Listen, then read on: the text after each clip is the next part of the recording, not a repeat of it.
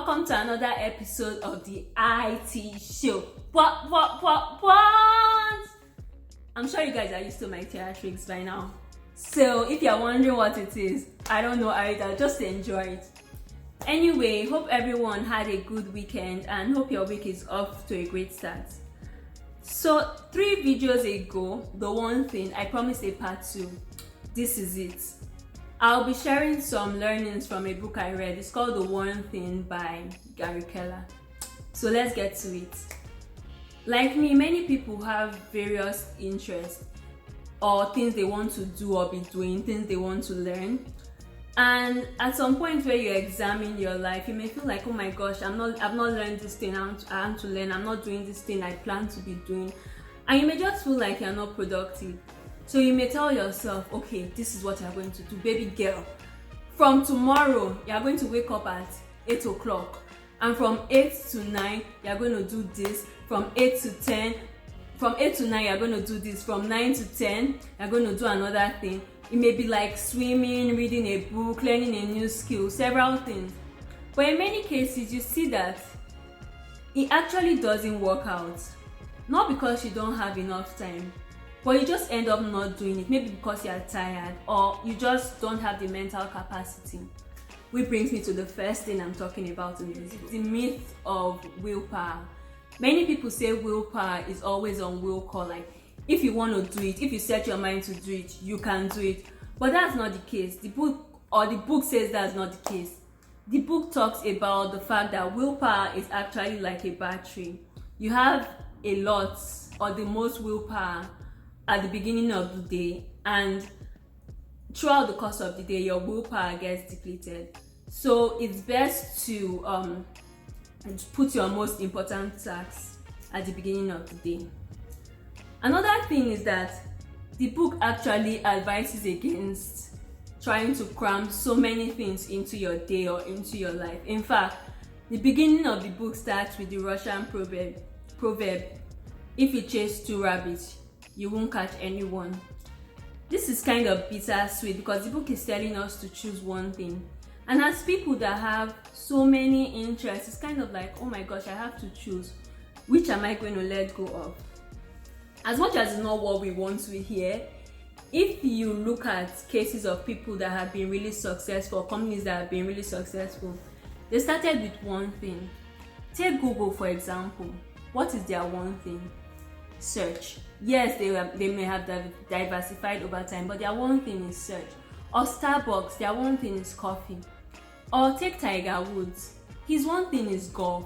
He didn't say, I'm going to be a golfer, a runner, a programmer, and all that. His one thing is golf. If he said he was going to do so many things, he probably wouldn't be the pro golfer he is right now. And in many cases, even if you end up doing all the things you said you would do, you'll probably be just average at all of them. If you want to be like Mozart with the piano, or like Usain Bolt with running, you have to choose one thing. And that's the whole idea of the book. I mean, it's the title. So it talks about focusing. In the book, the author goes on to share a story of a company he was running and how they had hit a wall and they were no longer being productive. So with the help of a coach, he started cutting off things and going small. And over time, they became more productive than they had ever been. And when he looked back on his life, he noticed that at the point where he had achieved the most success, he had achieved it by just focusing on one thing and going small. And where his success varied, his focus had to. But what does it even mean to go small? I'll read a quote from the book. Going small is ignoring all the things you do and doing what you should do.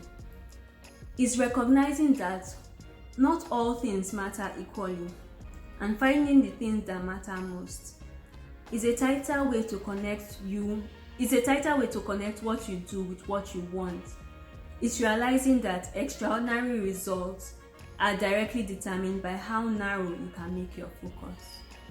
Okay, so let's talk about the domino effect, another thing shared in the book. A research was done on dominoes, and it was found that a domino can fall another domino 50% larger than it. So imagine lining up some dominoes, each one 50% larger than the other one. At some point, you have enough power to fall a large building or even a mountain. And so it is with success. Success builds on success, and over time you get to the largest success possible. It happens one at a time. It builds on each other sequentially. So here's my challenge for you this week. Think about your big picture dream, that thing you really want, and ask yourself, what is the one thing I can do today to reach that goal eventually? The book recommends asking yourself the focusing question in various areas of your life. This is the focusing question. Ask yourself, what is the one thing I can do today, so that by doing it, every other thing becomes easier or necessary. Ask yourself in like areas like your job, your personal life, health. Just ask yourself that question in various areas, and it just helps you focus on the tiniest bit possible and start with that. Applying the principle of the one thing is really not easy. It means ruthlessly prioritizing and learning to say no, and this is really difficult. But to help you, I'll share a quote Steve Jobs once said. People think focus means saying yes to the things you've got to focus on, but that's not what it means at all. It means saying no to the 100 other good ideas that there are. You have to pick carefully. I'm actually as proud of the things we haven't done as the things I have done. Innovation is saying no to 1,000 things. So how badly do you want it? What are you going to say no to in order to achieve your dreams? That's basically what I have for you guys. The book goes on to talk about other principles, the 80-20 rule, the myth of multitasking, and so on and so forth. But I really can't share everything, or this video will go on and on. I'm sure it's already pretty long. Anyway, I hope you guys learned from this, and I hope you enjoyed it.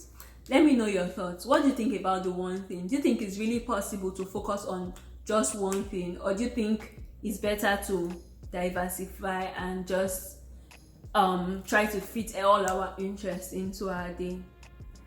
So thank you guys for watching. Don't forget to leave a comment. Please subscribe if you haven't. Like. But as always, remember, impossible is nothing. Bye.